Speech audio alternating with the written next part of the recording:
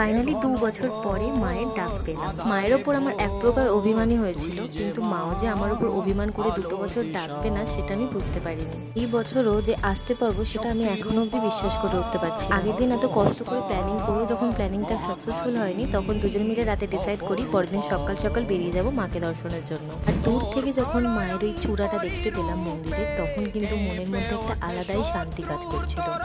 এত ভিড় ঠেলে যখন ফাইনালি মায়ের সামনে গিয়ে দাঁড়িয়েছি, সেই মুহূর্তে আমার মনে হয়েছিল মা ওনার থেকে কিচ্ছু চাওয়ার নেই, শুধু আমার দু চোখ ভরেছিল জল। মা যে সত্যি জাগ্রত ওনার সামনে গেলে সেটা আমি বারবার ফিল করতে পারি। আর মাকে আমি বড্ড বেশি ভালোবাসি।